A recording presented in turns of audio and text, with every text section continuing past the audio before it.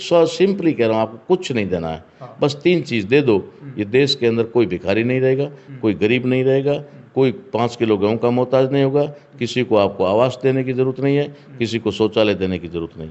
वो 3 चीज़ कौन सी है? वो कॉन्स्टिट्यूशन में, संविधान में है, शिक्षा, चिकित्सा और रोजगार। और ये चीज़ें संविधान में लिखी है कि ये फ्री एंड कंपलसरी, यानी अनिवार्य है देनी। लेकिन समस्या ये आ रही है कि ये लोग वो देना नहीं चाहते, इसलिए शिक्षा के दरवाजे बंद कर दिए, स्कूलों के अंदर स्टाफ नहीं है, स्कूलों की हालत ख़राब कर दी है, हॉस्पिटल में तो जाने का ही मतलब नहीं है। हॉस्पिटल की अगर बात करें तो सरकारी हॉस्पिटल के अंदर तो आपको डॉक्टर नहीं मिलेंगे और लोग हैं वो इलाज प्राइवेट नहीं, हॉस्पिटल में कराने तक मजबूर हो जाते हैं। मतलब लोगों की जो सोच इस प्रकार बन गई है आज की तारीख में कि अगर कोई ये कहता है कि सरकारी अस्पताल जाओ, तो पास में बैठा हुआ आदमी कहेगा अरे क्यों मरवा रहे हो उसको, मरने के लिए भेज रहे हो सरकारी अस्पताल में। जबकि सरकारी अस्पतालों की ये स्थिति थी आज से 30-40 साल पहले, इतनी बढ़िया स्थिति थी कि हर किसी को इलाज मिलता था और कोई प्राइवेट हॉस्पिटल नहीं थे। आज की तारीख में इसका प्राइवेटाइजेशन कर दिया, जिसकी वजह से आदमी को मामूली बीमारी का भी इलाज करवाना है तो उसे ज़मीन बेचनी पड़ती है। ये सारी बातें जो है इस संबंध में है कि एक शिक्षा एक ऐसा रास्ता है। लेकिन सर आप बात कर रहे हैं कि जैसे अगर किसी को इलाज करवाना है तो उसको भी ज़मीन बेचनी पड़ती है, लेकिन कहीं न कहीं सरकारें हैं वो तो वादा कर रही है कि हमें जो 25 लाख तक का इलाज फ्री कर रहे हैं, या कोई कह रहा है हम 5 लाख तक का इलाज फ्री कर रहे हैं। फिर कहाँ दिक्कत आती है नागरिकों की, वो ज़मीन बेचे या फिर ऐसी कोई जेवरात वगैरह बेचे? बिल्कुल ही, बहुत ही मतलब आपने बहुत ही एक सटीक सवाल किया जिसको मुझे भी बताने की इच्छा थी। जी। सरकारों ने 25 से 50 लाख जो भी किया है, कोई भी चिरंजीवी योजना है, चाहे कोई सी योजना है, मुझे पता है, मैं सबके ऊपर नज़र है, हाँ, वो केंद्र की हो या फिर राज्य की हो। लेकिन उसमें आप बारीकी से देखेंगे, आप मीडिया से हैं तो हर जगह जाते हैं, हर चीज़ पे आपकी भी नज़र रहती ही होगी, तो आप इसको अगर पहले देख चुके हैं अच्छी बात है, नहीं तो बारीकी से देखें कि ये योजना लागू कहाँ है। ये सारी योजनाओं में से एक भी योजना सरकारी अस्पताल में लागू नहीं है। ये सारी योजनाएं प्राइवेट हॉस्पिटलों में लागू है, जो निजी अस्पताल हैं उनके अंदर लागू है। अब वहाँ जो प्राइवेट हॉस्पिटल है, उस प्राइवेट हॉस्पिटल को छूट दी है कि आपको इनका चिरंजीवी में इलाज करना है, या क्या बोलते हैं और भी कई योजनाएं हैं, जो भी है उनके अंदर आपको इलाज करना है। यहाँ पर योजनाओं की बात नहीं करेंगे, लेकिन केवल इतनी बात करेंगे वो उस योजना है, अब नाम की अपने जरूरत नहीं है कौन सी है, ठीक है, लेकिन जो योजना है उसके अनुसार योजना। हाँ। अब योजना में उनको क्या कहा गया है कि 25 लाख रुपए तक का आपको इलाज फ्री है। ठीक है, अब 25 लाख तक की छूट है उसको। जो इलाज करवाने जा रहा है उसको नहीं मालूम है कि मेरी बीमारी के ऊपर कितना खर्च आएगा, उसको पता नहीं है। तो वो क्या करेगा, वो जाएगा जा करके भाई सरकारी प्राइवेट हॉस्पिटल में अच्छी सुविधा मिल जाती है, और वो लोग भी उसको बढ़िया सुविधा देते हैं, दे करके उसका इलाज करते हैं। अब इलाज में उसके जो दवाई और जो भी सारा खर्च हुआ है, वो मुश्किल से 5,000 रुपया खर्च हुआ होगा। ठीक है, 5,000 खर्च हुआ और हॉस्पिटल ने बिल बना दिया 50,000 का। ठीक है, 50,000 का बिल बना दिया, क्योंकि हॉस्पिटल वाले को तो मालूम है जितना बिल बनाएंगे इतना सरकार देगी, 25 लाख तक छूट है तो देगी वो। ठीक है, और उसको इलाज करवाने वाले को पता नहीं है कि मेरा 5,000 का इलाज था, 50,000 का बिल बना दिया। तो वो क्या सोच रहा है, वो सोच रहा है मुझे घर से थोड़ी देना है, मुझे घर से थोड़ी देना है। ठीक है, सरकार दे रही है 5,000 का, 5,000 दे रही है, मतलब दे 5,000 दे 50,000 दे 5 लाख दे, मुझे क्या देखना है, वो तो सरकार दे रही है। तो वो तो आदमी इस पे कभी सोचेगा नहीं। अगर उसको जेब से देना पड़ जाए तब तो वो सोचेगा, अरे भाई डॉक्टर से सवाल करेगा, साहब इतना काहे का हुआ, क्या ऐसे इतना भाव क्या उसका है, लेकिन वो सवाल भी नहीं करेगा, वो कहेगा ठीक है भाई यहाँ साइन कर दो, उसने साइन कर दिया। अब वहाँ से 50,000 रुपया उठा। ठीक है, अब सरकार को मालूम है कि वहाँ इलाज 5,000 का ही हुआ है। ठीक है, हमारे यहाँ से 50,000 उठा है। ठीक है, तो वो उस हॉस्पिटल को पहले से ही बॉन्डेड किया हुआ है कि आप 5,000 का 10 ले लोगे, 5 का आपका खर्च आया, 5 का रियल आपका बिल है, 2 गुना ले लो, आप 10,000 ले लो, बाकी जो 40% है वो हमें रिटर्न करो। हमें रिटर्न करो मतलब सरकारी फंड में नहीं, हमारे चुनावी फंड में, चुनावी फंड में। ठीक है ना। तो अगर एक आदमी 5 लाख रुपए का बिल बनता है किसी का, और वास्तव में उसके ऊपर 1 लाख ही खर्च हुआ कोई किडनी पे किसी पे, तो 4 लाख रुपए वापस उसको जो है सरकारी फंड नहीं में होकर के वो पार्टी के फंड में जाएगा। ये एक मिला जुला धंधा है, बिल्कुल है ना, मिला हुआ धंधा है ये कोई योजना नहीं है। ठीक है ना, योजना बिल्कुल नहीं है, ये सिर्फ लोगों को लूटना। सरकार के पास पैसा किसका है? पब्लिक का। पब्लिक का, ठीक है। पब्लिक माचिस खरीदती तो टैक्स देती है, नमक खरीदती तो टैक्स देती है, साबुन खरीदती तो टैक्स देती है। वो जो टैक्स है, उस टैक्स का पैसा सरकार के पास है।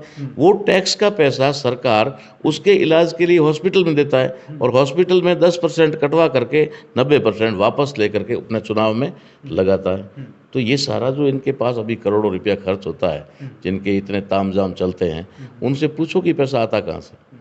ये पैसा वही है। तो कुल मिलाकर के योजनाएं जो है, वो योजनाएं पब्लिक के हित में नहीं है, वो योजनाएं सरकार या नेताओं के हित में, नेताओं के हित में। ये मैं परफेक्ट बात बता रहा हूँ आपके माध्यम से। कोई भी चाहे मुझे चैलेंज कर दे, मैं बता दूंगा उनको, ठीक है ना। हाँ, कहीं ऐसा नहीं हो जाए फिर आप बोले कि नहीं। हाँ, ना, मैं कभी अपनी बात से मुकरता नहीं।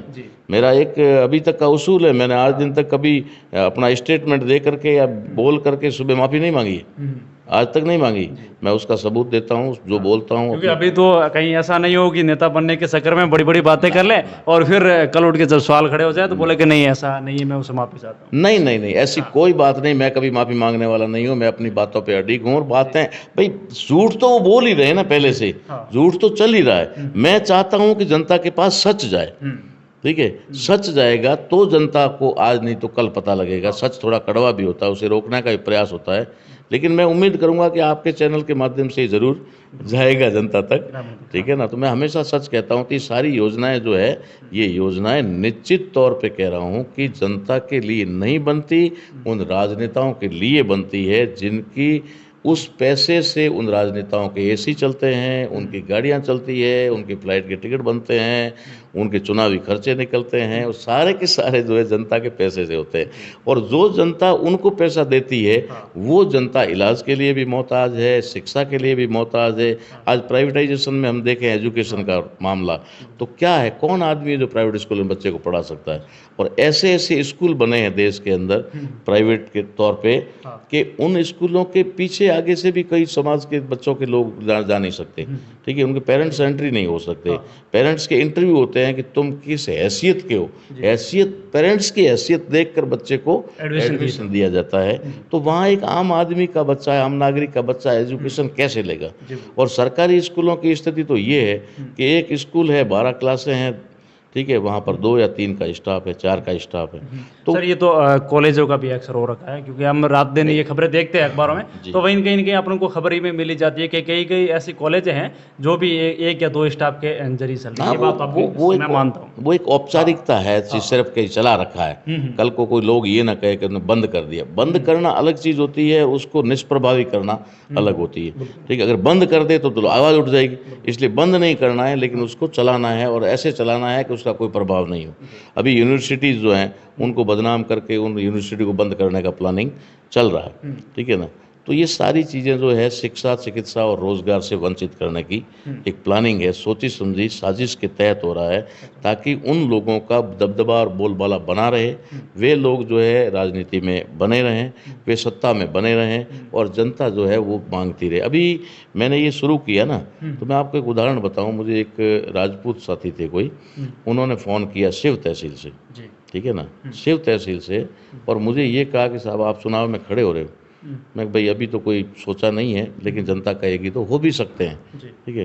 तो कि नहीं साहब, आप जैसा आदमी अगर चुनाव लड़े और जीत कर जाए तो हमारी समस्याओं का समाधान हो सकता है। उन्होंने मुझे ऐसा विनम्रतापूर्वक कहा, राजपूत थे। तो उन्होंने कहा, तो मैंने कहा भाई ऐसा क्या है जो आपकी समस्या जो अभी तक सॉल्व नहीं हुई, क्या समस्या है? आप अपनी समस्या बताइए, हो सकता है मैं बिना MP बने भी आपकी समस्या समाधान कर सकूं। तो उन्होंने मुझे कहा कि साहब हमारे यहाँ तो कोई समस्या नहीं, पानी की समस्या है, पानी की समस्या। अब जिसकी पानी की समस्या है, तो उसको दूसरी समस्या दिखेगी कैसे? दिखेगी कैसे? नहीं दिखेगी ना। इसलिए वो क्या कह रहा है, बाकी हमारी कोई समस्या नहीं, पानी की समस्या, ठीक है। जब पानी की समस्या पूरी होगी तब उनको आगे क्या समस्या है, आगे सूझेगा। सूझेगा। भाई एक आदमी अगर प्यासा है, उसकी हलक सूख रही है, उसको एक बूंद पानी के लिए भी मतलब तरस रहा है, ठीक है। उस आदमी के सामने ले जा करके थाल रख दो भोजन का, कि भोजन करो, करेगा वो? नहीं कर पाएगा, क्योंकि उसके गले उतरेगा ही नहीं। उसको पहले पानी चाहिए, पानी। अगर आपने उसको पानी पिलाया, 1 गिलास पानी पिया, फिर उसने तसल्ली किया, फिर कहेगा ले भाई अब भोजन किधर ले, ठीक है। या फिर एक भूखे और प्यासे आदमी को आप बढ़िया सा कुर्ता पजामा टाई कोट या शेरवानी ले जाकर दो, भैया ले पहन ले, वो कहे यार दूर डाल इसको यार, भैया पहले खाने को हो तो दे कुछ। तो आदमी की रिक्वायरमेंट क्या है वो देखना। अब वो आज साथी ये कह रहा था कि हमारी पानी की समस्या है। मुझे बड़ी हैरानी हुई कि 75 साल से, ठीक है ना, इस देश के अंदर पानी की समस्या हल नहीं हुई। पीने का पानी लोगों को नहीं मिल पा रहा है, एक शुद्ध जो जल है, पेय जल है, वो नहीं मिल पा रहा है। तो फिर क्या विकास किया? लेकिन जल के नाम पर और फिर अपन एक बार सरकार को यहाँ पर घेर रहे हैं, क्योंकि सरकार जल के नाम पर एक बहुत ही बड़ी योजना चला रही है और जो सरकार वादा कर रही है कि हम हर घर तक नल पहुंचाने की कोशिश कर रहे हैं और हर घर तक नल पहुंचाएंगे। और फिर आप उसी के अंदर आप एक बड़ा सवाल खड़ा कर रहे हैं कि मेरे पास में कॉल आता है और वो व्यक्ति कहता है कि मुझे पानी की ज़रूरत है। तो क्या वो सरकार की योजना वहाँ तक नहीं पहुँची? क्या वो हर घर नल वाली योजना वहाँ पर तक नहीं पहुँची? क्या वजह रहती है कि ये आम व्यक्ति तक ये योजना नहीं पहुंच पाती? इसकी बड़ी वजह क्या हो सकती है? सरकार जब कोई योजना बनाती है ना, तो योजना का नाम रखने से पहले वो प्लानिंग करती है। उसमें IAS लोग बैठते हैं, ठीक है ना, उसके अंदर कोई साधारण लोग नहीं बैठते हैं, वो लोग प्लान करते हैं। तो वो सरकार ऐसे, जैसे कहीं पर भी किसी भी नेता ने ऐसा कहा हो ना कि भाई आपको 15 लाख रुपए खाते में आएंगे, ठीक है, मोदी जी ने कहा ना 15 लाख खाते में आएंगे, लोग एकदम से खुश हो गए। 15 लाख, किसी ने ये नहीं सोचा कि 15 लाख आएंगे कहाँ से, ठीक है ना। अगर भूल से मेरे 500 रुपये आपके अकाउंट में आ जाते तो मैं पीछे पड़ जाता हूँ, अरे भाई साहब वापस करो वापस करो। अब 5 तक हो जाती है कई बार 500 रुपये के लिए। हाँ, 15 लाख रुपया आएगा कहाँ से, ये सोचा ही नहीं आदमी ने। सोचा हाँ 15 लाख आएंगे, ठीक है। तो इसी प्रकार से जब योजना बनती, अभी तो उस पे ऊपर वही कह रहा हूँ कि जो मैंने पहले कहा ना, वही बात अब दोहरा रहा हूँ मैं कि योजनाएं राजनेताओं के लिए बनती है, ना कि पब्लिक के लिए। उन्होंने ये कहा है कि हर घर नल, क्या कहा, हर घर नल, ठीक है। उन्होंने ये नहीं कहा है कि हर घर जल, जल नहीं कहा, ठीक है, जल नहीं कहा, नल कहा, हर घर नल। अब हर घर नल है, वो जाएगा, क्यों जाएगा? क्योंकि इसकी परियोजना बनेगी, परियोजना तैयार होगी, करोड़ों अरबों रुपए की बनेगी, उसके बाद में हर घर तक नल जाएगा कैसे, उसके लिए सारा खर्च तय होगा। खर्च देने के बाद टेंडर दिए जाएंगे, कंपनियों को ऑर्डर दिए जाएंगे, नल बनाओ, टूटी बनाओ, पाइप बनाओ, ये करो वो करो, ये सारा करो और उसमें से हमारा इतना कमीशन हमें दो। तो वो नल तो घर पे लगा देंगे, नल की तो गारंटी है, क्योंकि उसमें उनको कमीशन मिल रहा है, ठीक है, सरकारों को, राजनेताओं को भी उसमें मिल रहा है, तो वो तो उसको करेंगे। लेकिन उस नल में पानी आएगा कि नहीं आएगा, इसकी उन्होंने गारंटी नहीं ली है। ऐसा उन्होंने नहीं कहा कि हर घर में नल आएगा। सर अगर नल आता तो फिर पानी तो उसमें आना ही है, सीधे जल है, सीधी सी बात है। हाँ, तो आप देख ही रहे हैं कि नल तो सभी घरों में है, लेकिन जल कितने दिन में आता है? कई जगह हमारे यहाँ तो सिंदरी के अंदर। बिल्कुल, ये भी बहुत बड़ा सवाल है, क्योंकि जैसा इन्होंने बताया कि हर घर में नल तो पहुंच गया है, लेकिन जल की बड़ी किल्लत है। तो ये आम खबर है, हम हर दिन सुबह सवेरे उठ के जब भी न्यूज़पेपर उठाते हैं तो उसमें कहीं ना कहीं हमें खबर ये मिलती है कि कहीं जो मोहल्ला है वहाँ पर 15 दिन में जल पहुँच रहा है, तो कहीं 7 दिन में पहुँच रहा है, और कई लोग महीना भर हैं वो भी तरसते रहते हैं और जो अपने खुद के पैसे होते हैं उनसे टैंकर लाके नल का नहीं। एक बात जो अफवाह के तौर पे चलाई जाती है कि भाई पीने का पानी है जो कम हो गया है, ठीक है, अब पीने का पानी कम हो गया है इसलिए पानी बचाओ, जल बचाओ, ये बचाओ, ये सारी अफवाहें हैं। मैं आपको बता देता चाहता हूँ कि मुझे पता है आज से 40 साल 45 साल पहले क्या की स्थिति थी। हम लोग घड़ा उठा के लाते थे, ठीक है, और उस घड़े को 2-3 दिन चलाते थे। हम स्नान करते थे तो तीसरे चौथे दिन करते थे, डेली नहीं करते थे, सप्ताह में करते थे, ठीक है। संडे को छुट्टी होती तो नहाते थे हम।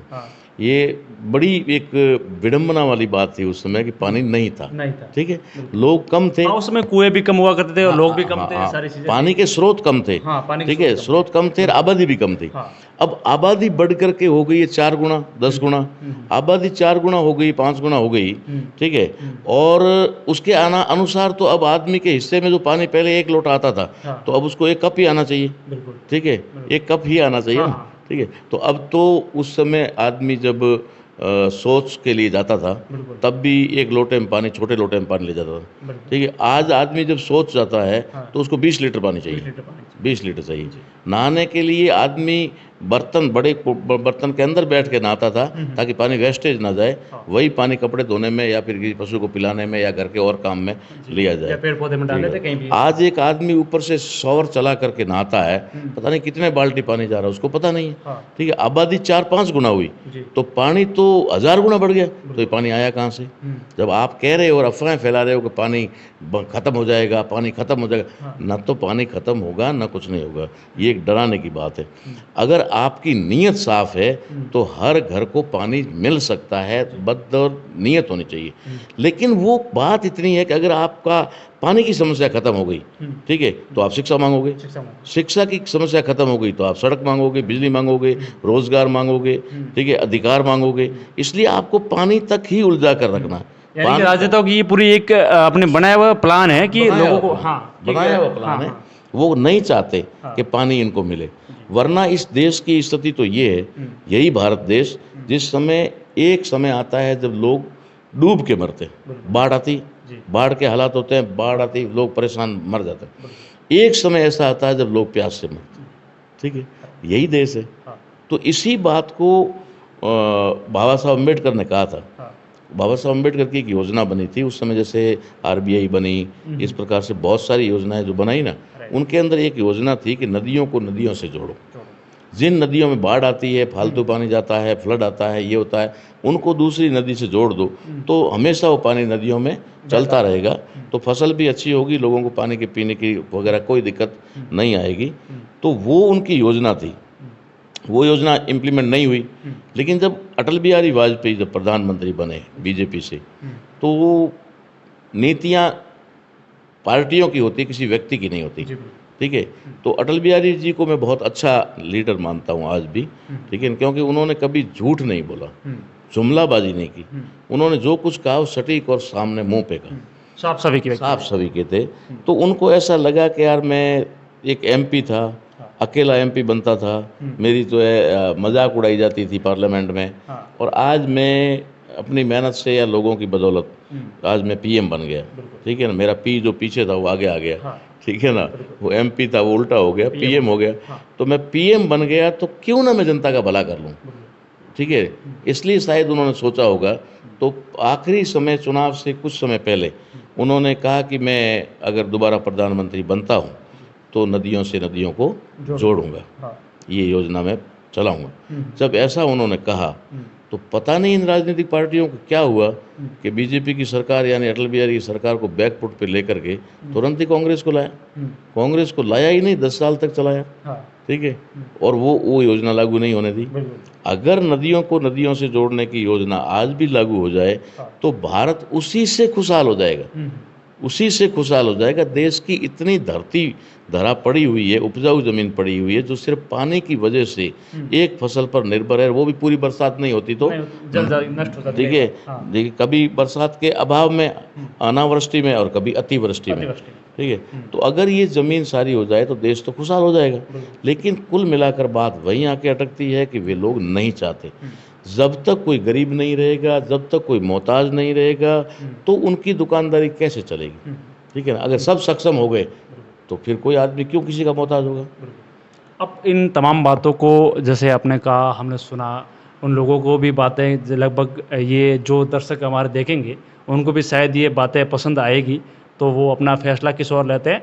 लेकिन अब बड़ी बात ये आती है कि इन सारी बातों को आप किस ओर से है जो यहाँ पर लागू कर पाएंगे, क्योंकि ये एक बहुत बड़ी बात है अपने आप में। ना आपके पास में कोई स्टार प्रचारक हैं, ना आपके कोई राजनीतिक दल हैं, ना आपके ऐसा कोई पीछे से बैकग्राउंड है कि आप एकदम से धुआंधार प्रचार कर लें और अपनी जीत हासिल कर लें, और ना ही आपके पास ऐसा कोई साधन है जिससे आप सीधा जाके उन लोगों को ये बात मनवा सके कि ना ही इतना आपके पास समय है कि आप उन लोगों को हर बात, एक एक व्यक्ति को एक बात समझा सके। क्योंकि ये बातें बहुत ही समझने में, एक ऐसे कहे तो बहुत छोटी छोटी बातें हैं, लेकिन समझने में काफ़ी समय लगता है। ठीक है ना, क्योंकि जैसे अपने नल की बात की, या फिर शिक्षा की बात की, चिकित्सा की बात की, हर क्षेत्र में अगर बातचीत करें तो उसमें कहीं ना कहीं हर क्षेत्र के अंदर एक बाधा है वो सामने आती है। अब उन बाधाओं से कैसे है वो ताराराम निपटेंगे और उन बाधाओं को एक गुजरते उन बाधाओं को निकालते तोड़ते हुए ताराराम आगे लोगों तक पहुंचकर अपनी सारी बातें हैं वो लोगों तक पहुंचाएंगे और कैसे वो हैं इस फील्ड के अंदर अपनी मजबूती पाएं। नहीं, बहुत सारी चुनौतियां हैं। हाँ। और बहुत सारी चुनौतियों के होते हुए भी अगर हमने ये डिसीजन बनाया, डिसीजन तो खैर जनता का होगा, मेरा कोई डिसीजन नहीं है, लेकिन अगर जनता ने डिसीजन बना दिया तो फिर मुझे उसमें स्वीकार करना पड़ेगा। लेकिन चुनौतियां तो रहेगी, ठीक है ना। तो मुझे मालूम है कि जैसे आपने कहा कि मेरे पास कोई स्टार प्रचारक नहीं है, ना कोई मेरे पास साधन गाड़ी घोड़े इतने हैं, ना कोई मेरे पास कोई और भी क्योंकि लोगों के आजकल राजनेताओं को देखे तो उनकी तो एक बड़ा टीम होती है, बड़ी गाड़ियों का काफिला होता है, वो काफिला ताराराम जी के पास में है नहीं है। हाँ। तो मुझे इस बात का पहले से पता था, इसलिए मैंने दिसंबर से ही ये जागृति का कार्यक्रम चलाया। मैं आपको आपके चैनल के माध्यम से बताना चाहता हूँ कि मैं ऐसे ऐसे क्षेत्रों में गया हूँ, जैसलमेर के और बाड़मेर के भी, जहाँ पर मुझे लोगों ने बताया कि उनको ऐसा लगा भाई लोकसभा का चुनाव शायद लड़ने की तैयारी कर रहे हैं, ठीक, तब की थी नहीं मेरी। तो उन लोगों ने मुझे ये कहा, चेहरा पड़ने की कोशिश की, तो उन्होंने कहा कि एमपी के चुनाव के लिए लगभग, तो कई लोगों ने तो ये कहा कि आज दिन तक एमपी है कौन ये भी हमें पता नहीं, रूबरू हमने देखा नहीं, फोटो में कहीं देख लिया हो तो अलग बात है, बाकी हमने एमपी को देखा भी नहीं है। और कोई भी एमपी हमारे 75 सालों में हमारे घर तक प्रचार के लिए नहीं आया, ठीक है।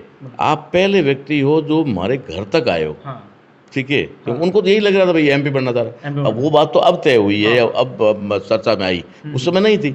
उसके बावजूद लोगों ने मुझे कहा कि पहले एमपी के दावेदार हो या उम्मीदवार हो जो घर घर तक जा रहे हो। मैं भाई मुझे मालूम है ना कि जैसे ये लोग आज से पहले तो सरपंच ही गया है, बाकी एमपी और विधायक तो गए नहीं, जाते ही नहीं, बहुत सारे एरिया जाते ही नहीं, सिर्फ वहाँ तो हाथ और फूल बता दिया जाता है, वोट दिया जाता है। तो उन लोगों को फिर मैंने 4 महीने में ये कोशिश की है समझाने की, और जिसकी वजह से एक ऐसा वातावरण निर्माण हुआ है।